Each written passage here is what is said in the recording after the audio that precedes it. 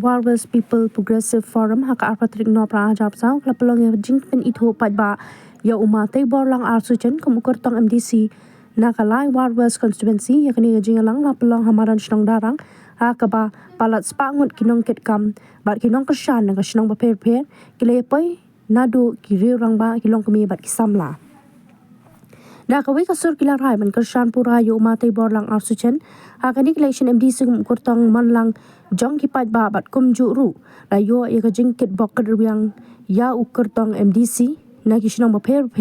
ki badan hapo ka constituency bat layo ru ka jingpen ko buram da ka jan rindia na kilong kami ka than kum kadak man kit bok kedriang bat kani ka kenhun ka forum ka kerpat lang syaki wei pat ki parlok hapo ka constituency man ai jing kershan lang ya umate borlang arsuchen hakani ka MDC election namar udai Kyrtong balaman lang da ki Paitbah kasnong bakathan Olaki warwet constituency ha utre bortona teli Olaki warwet constituency ha utre bortona teli Ubre ude biang kastak kartakaran jen hakiduk nang li uhen beci ben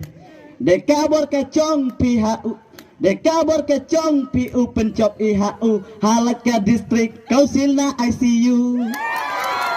Ubre ude biang kastak kartakaran jen bro pathie to phimyo bandi ro phimla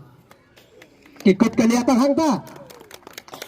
ki parlok ki be dabar kata nga Pynithuh ya phi dagri sukhya gaman sim hadim bagalai bagasnong darang kal pami apo YouTube channel bagala sayo do khom samla nagari gisnong chat to parlok bagi inya snoltanat begitu ya kram ni dia slok nagapor si kapor bato bi don meeting idai mangi ki khmat la kalau betung kho ban kido kibor ngala so kumen ngong long kat balong ngan her bendang ni syakati ka area badai cikersan ni usamla namar balai ngidon kam palat yu ban keren hangkai hey ho la sali jisi kidon kiwe kandidat ki wan pan cikersan na pi ai hanga ngat hai kata phir sai kando kilok ki be hey nom so phla ho la long kumu samla le thuya samla hayeng chono ka tharai kat badang stang tamo hab